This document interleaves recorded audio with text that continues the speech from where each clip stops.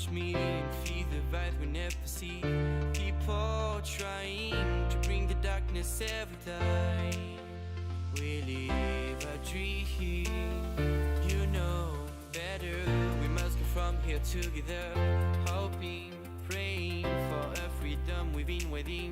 Don't look behind and enjoy the coming sunshine. The future is now. We'll go somewhere far away, letting destiny give the way.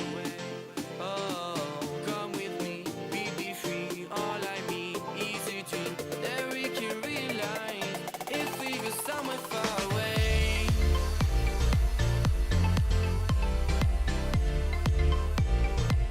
If we go somewhere far away.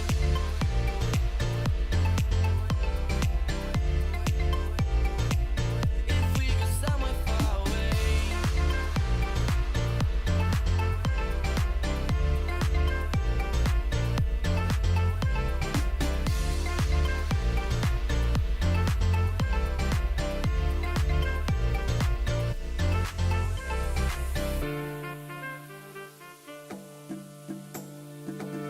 Life will not be easier.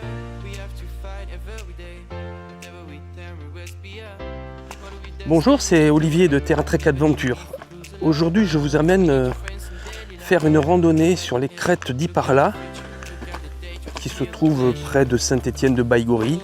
Cette boucle fait 16 km environ, classée niveau difficile et prévue initialement en 8 heures. Nous allons grimper jusqu'au col d'Iparla qui est assez rude et après nous cheminerons le long des crêtes pour redescendre vers le petit village d'Urdoz d'où je suis parti. Allez, ça y est, on est sur le chemin, on y va. Bon, chemin très peu entretenu. Donc, à mon avis, vérifiez bien à la fin du chemin si vous n'avez pas chopé les tiques. Allez, on rejoint la piste. On commence à apercevoir les crêtes.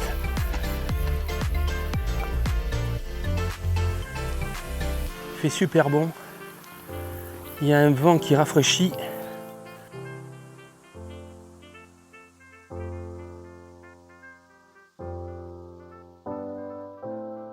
Là, on se dirige vers le col de Galadze dans 2 km.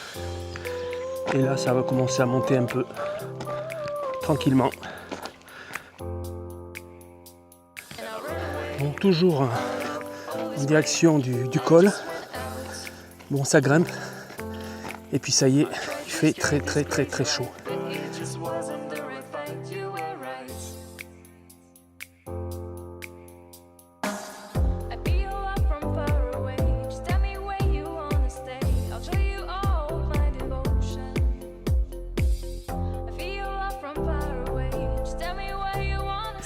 Direction le col d'Idoko.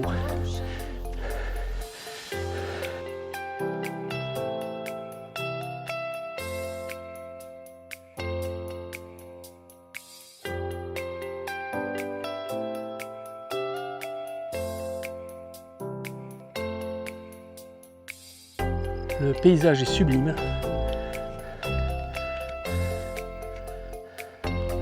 Mais alors,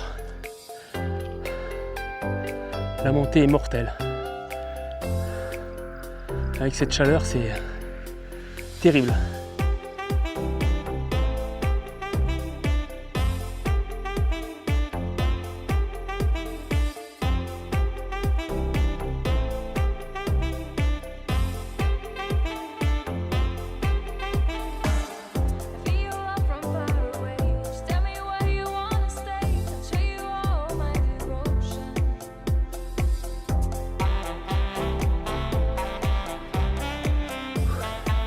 Je suis cramé. C'est très dur. La montée du col vers Iparla, en plein cagnard, c'est vraiment mortel. Mais on va y arriver.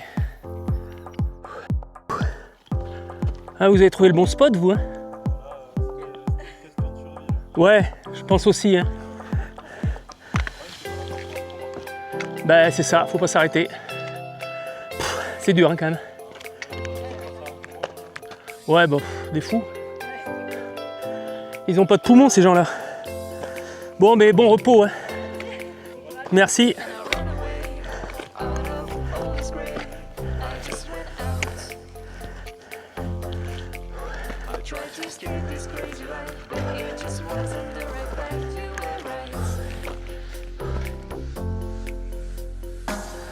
Maintenant, direction les crêtes.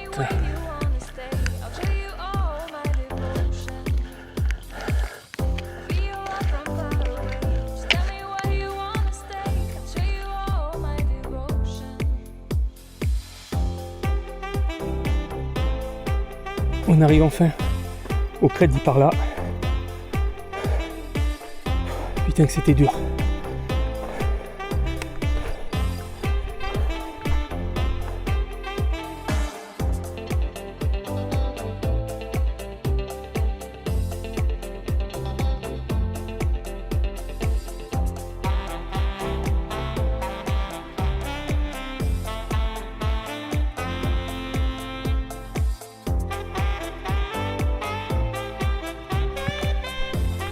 Donc là nous sommes sur les crêtes d'Iparla, qui sont magnifiques. On a une vue vraiment magnifique.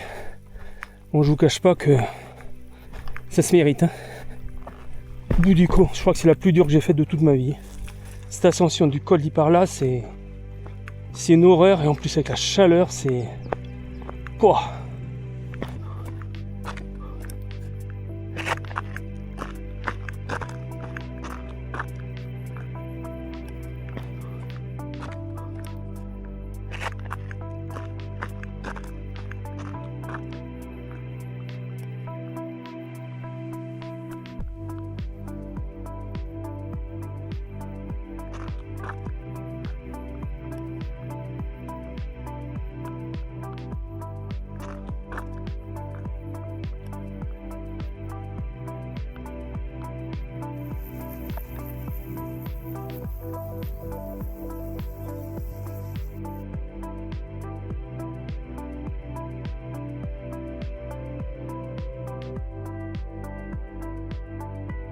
Je vais écourter la boucle. Là j'aurais dû aller tout droit par ce petit sentier, il m'aurait tapé encore une montée. Mais j'ai presque plus d'eau. Je suis cramé.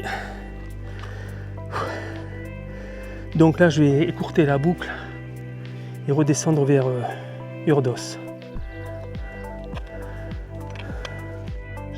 Alors pour ceux qui me suivent, ils reconnaîtront peut-être ce chemin que j'avais déjà emprunté quand j'avais fait l'ascension du Tutuya vers Iparla, et qui est le chemin aller et retour de cette randonnée, qui est en sous-bois, qui fait du bien. C'est à l'abri du soleil et c'est pas trop pentu, ça va. On devrait finir à peu près en bon état. J'entends enfin le bruit d'un cours d'eau. De souvenir, c'est un passage à gué où je vais pouvoir me rafraîchir, pas boire mais au moins me rafraîchir, car là c'est pas possible, il fait vraiment trop chaud.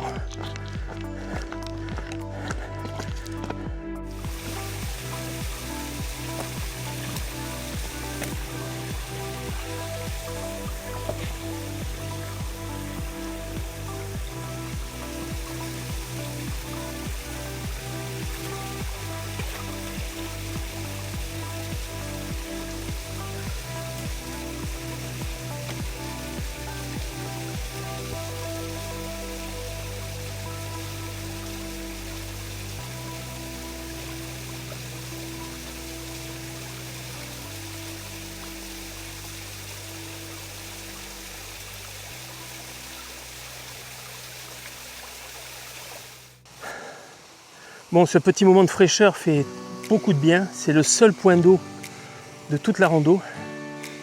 Et bien sûr, comme j'ai pas ma gourde au co, eh ben j'ai pas pu boire l'eau du torrent. Fait chier. Voilà. L'apprentissage par l'expérience. Bon allez, on va faire les derniers kilomètres. La rando touche à sa fin. Pouf, j'arrive même plus à parler. Enfin j'espère. Je pense qu'il doit me rester 1,5 km. Donc cette rando va faire à peu près peut-être 12 km, je sais pas, je verrai à la fin. Donc comme je vous le disais, j'ai dû l'écourter au col d'Arieta, je crois qu'il s'appelle comme ça, pour redescendre direct parce que physiquement je me sentais pas la finir complète. Ça fait 4 km que je rationne la flotte parce qu'il me manque de la flotte. J'ai les jambes qui tremblent, la tête qui tourne. Bon, tout va bien. Sinon, très beau. Le problème, c'est ça, c'est que c'est magnifique. Alors, les erreurs à pas faire, que j'ai faites, bien sûr, c'est partir trop tard. Je suis parti à 8h30. Et forcément, avec la chaleur, il vaut mieux partir à 7h. Le col dit par là, c'est très très dur. Prenez suffisamment d'eau. Moi j'ai pris 2,5 litres, vous voyez, ça suffit pas. Et encore, j'ai pas fait toute la randonnée. Donc prenez plus d'eau. Alors je sais c'est lourd, mais au moins ça évite de rationner. Et puis si vous avez une goutte d'eau filtrante, prenez-la parce que vers la fin, vous avez vu le torrent. Sinon il y a 0 point d'eau tout le long du trajet. Donc ça veut dire que si vous avez plus d'eau, vous êtes mort. Bon, d'ailleurs les motos qui tournent autour, c'est pas pour rien. Voilà, donc je vais finir ce rando un peu dans la douleur. Je vous remercie de m'avoir suivi surtout. Et puis je vous dis à très bientôt pour une autre aventure.